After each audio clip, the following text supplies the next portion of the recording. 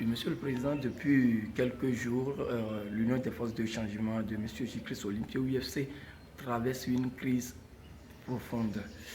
Et qu'est-ce que vous avez à dire? Parce que à sa sortie, le lendemain, c'est le président de la jeunesse qui fait une sortie en appelant la jeunesse à sortir massivement le 2 décembre pour la coalition.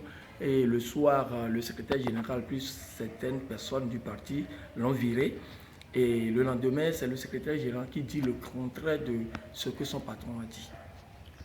Bon, vous savez, nous étions parmi les premiers à saluer positivement la sortie de l'opposant qu'on appelait historique, J-Chris Olympia, qui a dénoncé l'accord qui liait son parti au RPT. Il a signé cet accord en 2010 en espérant que cela va aider à apporter des réformes.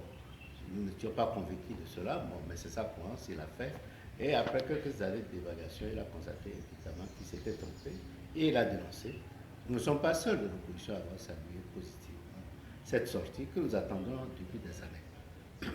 Mais évidemment, lorsque vous avez des situations comme ça, un parti de l'opposition qui s'allie au parti au pouvoir, dont certains membres du parti de l'opposition, comme l'UFC, sont impliqués, profitent de cet accord individuellement, il est possible que lorsqu'il y a dénonciation de cet accord, qu'il y ait des problèmes. C'est pourquoi généralement, moi, je pense que les gouvernements de l'Union nationale créent des problèmes dans la mesure où le parti au pouvoir réussit toujours à attirer les membres de l'autre parti, du parti signataire de l'accord, vers lui dans un gouvernement de l'Union nationale, et que ces gens, lorsqu'il y a rupture d'accord, généralement, ils n'aiment pas retourner à leur parti, ils essaient de continuer à prêter allégeance au parti au pouvoir.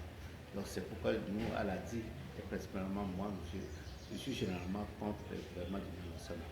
Donc ici, bon, je n'ai pas suivi, puisque lorsque ça s'est passé, j'étais absent du pays, donc je n'ai pas suivi sérieusement ce qui s'est passé pour répondre concrètement. Mais globalement, c'est ce que je dis, en principe, par expérience, je sais que lorsqu'il y a des accords entre des partis, généralement, si le parti de l'opposition qui s'allie au parti au pouvoir n'est pas suffisamment fort, il va de soi que lorsqu'il y a rupture de ce contrat, il va perdre certains membres et il va avoir des cacophonies à l'intérieur de ce parti qui a coupé les liens avec le parti au pouvoir. Et c'est certainement ce qui se passe au niveau de l'UFC.